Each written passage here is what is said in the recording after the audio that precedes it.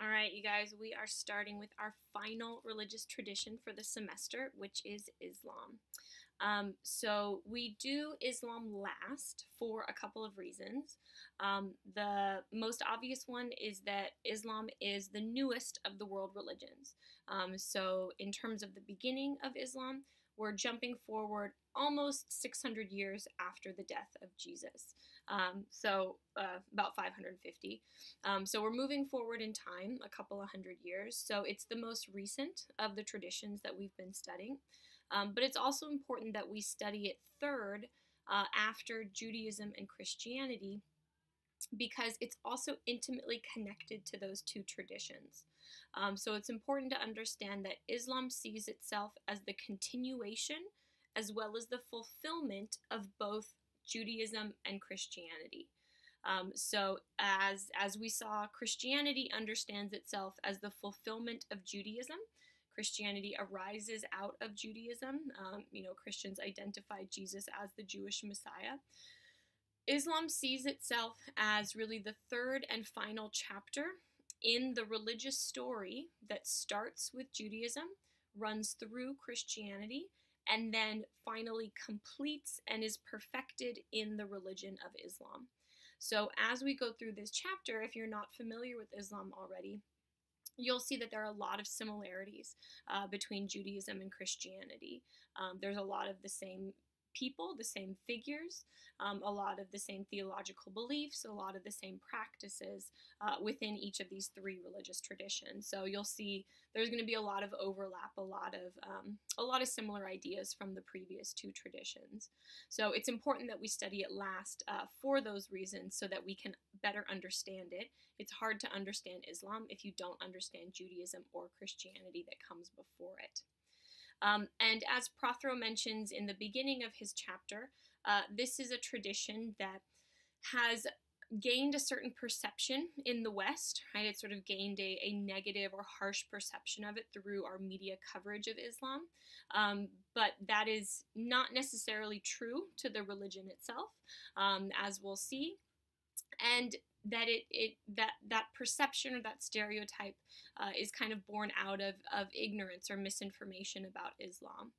It doesn't mean that Islam, like any of the traditions we've studied, that it has a perfect history in terms of treatment of others and war and peace, just like all the traditions that we've studied. But it does mean that the common perception of it in mainstream society is based on misinformation. So it's important to know some of the facts about Islam, especially because of the pervasive culture that's going on in Europe and North America in terms of how Islam is viewed. So we have our quote here. We'll start with our quote, which is that there is no God but God, and Muhammad is his messenger.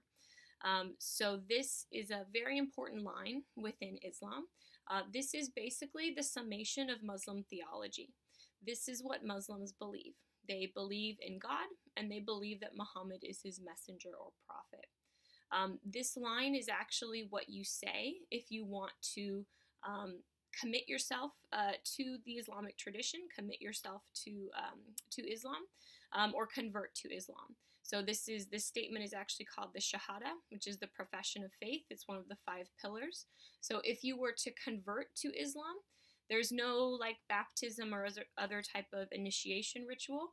You would simply say these words out loud. There is no God but God, and Muhammad is his messenger, and believe those words and mean it, because that is basically what Muslims believe.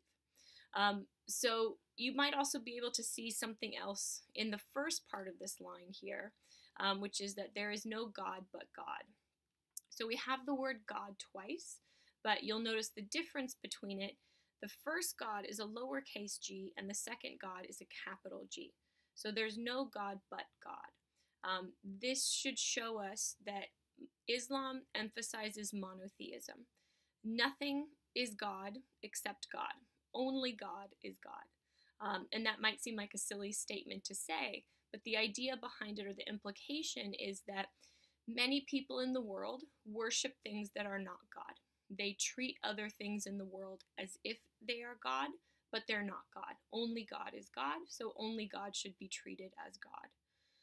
So on one level, this is a denunciation of polytheism, of worshiping more than one god or believing that there are many gods in the world, because Islam is a monotheistic tradition. So their other gods that people worship are not really God. Only God is God. But it's also a denunciation of people treating other things in their life as if they were God. So if, for example, if your life is dedicated to the pursuit of wealth or the pursuit of success, then that's your God. That's not really God, but you're treating money or you're treating success as if it is God. If it's something that, your life is devoted to, you spend your time thinking about and working towards, you're dedicated to that, then that is what you worship, and that is your God. So it's a warning both against believing in other gods as well as treating other things in the world as if they are God. So there is no God but God. So there is only one God, and only God should be treated as God. And Muhammad is his messenger. And this is also oftentimes translated as prophet. So messenger is a prophet. So Muslims believe that Muhammad was a prophet of God, meaning that he received messages, communications from God that he told to his community. He communicated to his community. It doesn't mean that in Islam, Muhammad is the only prophet. As we'll see in Islam, there is a long, long history of prophets in Islam. The idea is that God has repeatedly sent prophets into the world. God has repeatedly spoken to individuals, given individuals messages to relate to their community. But Muhammad does play a special role in that lineage of prophets because he's the last prophet. So Muslims believe that there have been many, many prophets before Muhammad, but Muhammad is the last prophet. So that's important because he's the final one. And he's the final one because he received the most perfect and the most complete revelation. So the reason that he is last is because there's no need for further prophets. Now that Muhammad has given this sort of complete summation of information about God, who and what God is and how God wants people to live, then there's just not any need for future prophets. So Muhammad does play a special role in the line of prophets, even though, as we'll see, there are many prophets before him. Also, one thing before we move into the historical review is that Islam means submission or surrender, the implication being that it's submission or surrender to God. But as Prothero reminds us, the SLAM in Islam is connected to the word salam, which means peace. So it is also it's also implying that submission or surrender will grant peace to the individual. So Islam just means the way of submission or the way of surrender to God that will result in a life of peace.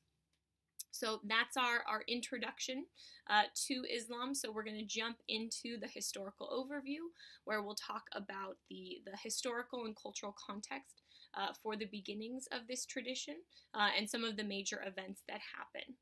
Okay,